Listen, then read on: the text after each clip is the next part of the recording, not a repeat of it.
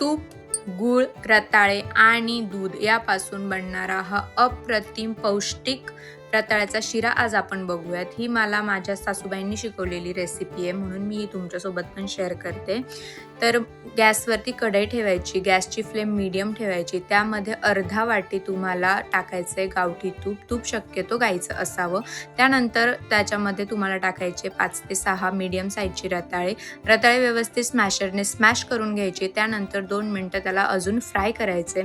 Fry झाल्यानंतर ज्या वाटीने आपण तूप मोजलं त्याच वाटीने अर्धा वाटी मी इथे गूळ घेतलाय. गूळ तुम्ही तुमच्या आवडीनुसार कमी जास्त करू शकता. गूळ मेल्ट झाल्यानंतर तुम्हाला सेम वाटीच्या प्रमाणाने 1 वाटी इथे दूध टाकायचे. दूध पण तुम्ही तुमच्या आवडीनुसार कमी जास्त करू शकता. तुम्हाला शिरा कसा घट्ट पातळ हवा आहे त्यानुसार तुम्ही इथे दूध कमी जास्त करू शकतात. तर दूध टाकताना गॅसची फ्लेम तुम्हाला लो ठेवायची आहे, कारण गुळामुळे दूध फाटण्याची शक्यता असते.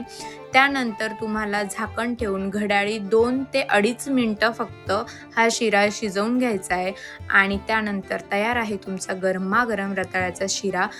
हा तुमच्या साबुदाण्याच्या खिचडीला एकदम बेस्ट आणि पौष्टिक ऑप्शन आहे. तर आता आपण थोडासा शिरा इथे मस्त देवाला नैवेद्य म्हणून दाखवू आणि उरलेल्या शिऱ्याचा आपण आनंद घेऊ.